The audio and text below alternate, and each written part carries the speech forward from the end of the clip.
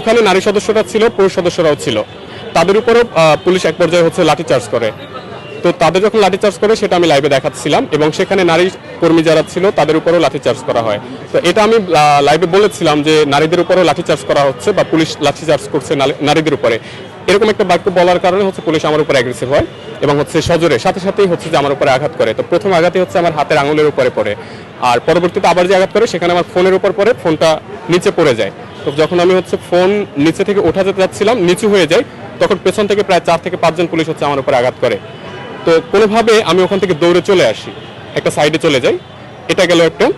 এরপরে কিছু সময় পর ডিসি মাসুদ ভাই আসে ঘটনাস্থলে, একদম হোটেল ইন্টারকন্টিনেন্টালের সামনে যে প্রবেশপথ ওখানে।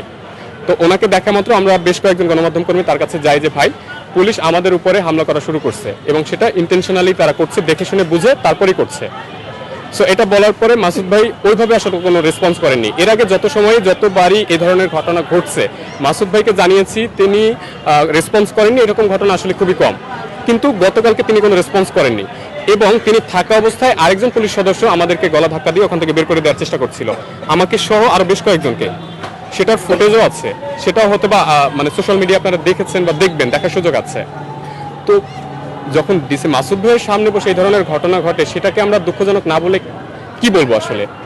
ইভেন তার সিনিয়রের ব্যাপারটা জানে, না জানলে তার সামনে বসে এরকম একটা ঘটনা ঘটলো, তিনি একদম চুপ করে থাকলেন, কোনো কথাই বললেন না। এটা আসলে তো মানার মতো কোনো ব্যাপার না। আর গণমাধ্যমের উপরে কেন হামলা করবেন ভাই? আপনারা যেমন একটা দায়িত্বশীল বাহিনী, আমরা দায়িত্বশীল গণমাধ্যমে কাজ করি, আমরা মেইনস্ট্রিম মিডিয়াতে কাজ করি। সো আপনাদের উচিত আমাদেরকে নিরাপত্তা দেয়া। তবে আমাদের যদি কোনো ভুল থাকে সেটা আপনারা ধরিয়ে দেন, আমরা সেই ভুল শুধরাতেও রাজি আছি, বা সেটার যদি বিচার হওয়ার মতো কোনো ভুল হয়ে থাকে সেটা আপনারা আইনিভাবে করেন। কিন্তু সেটা আপনারা বেআইনিভাবে আমাদের উপর হাত তুলবেন কেন? আইনের বাহিরে গিয়ে আপনারা কাজ করবেন কেন? আপনারা আইন শৃঙ্খলা বাহিনী, আপনারা যদি করেন বেআইনি কাজ, তাহলে সাধারণ মানুষ, গণমাধ্যম কর্মী তারা কি করবে? দুদিন পরে সাধারণ মানুষ যখন নিজের হাতে আইন তুলে নিবে তখন আপনারা কি করবেন? সেটা কিভাবে সামাল দিবেন?